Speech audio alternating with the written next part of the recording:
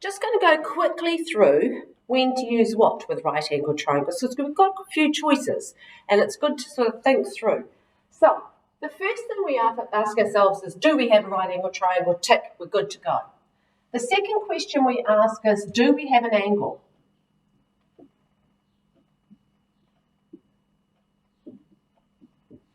And that means, is it something we're finding, or is it something that is given? If the answer to that is no, if we only have sides, then we're using Pythagoras. All right? But if the angle is in our picture, the likelihood is that we are using trigonometry. Okay? If the angle's given,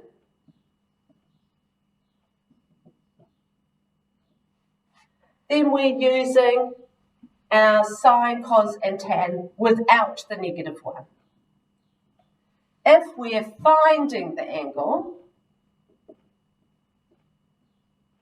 then we're using sine -1, cos -1, tan -1. All right?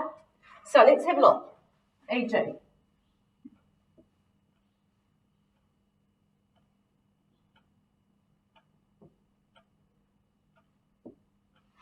All right, so in this one, we ask the first question, do we have an angle? Yes, we've got a K. So, is it given? No, it's not. We're finding it, so we're going to have a -1. So we label the triangles, HOA. We're using tan, so it's tan K equals 9/6.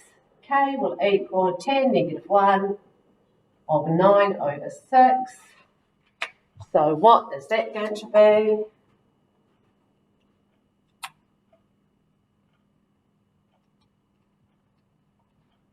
$56.3.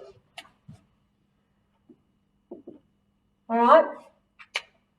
This one.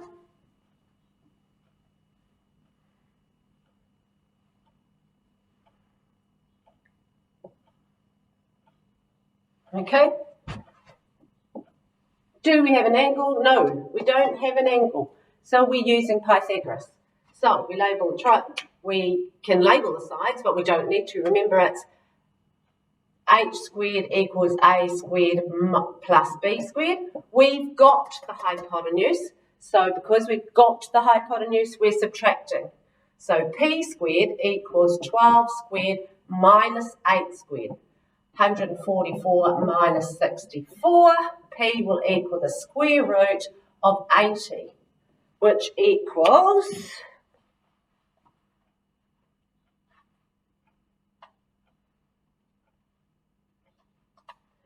8.94.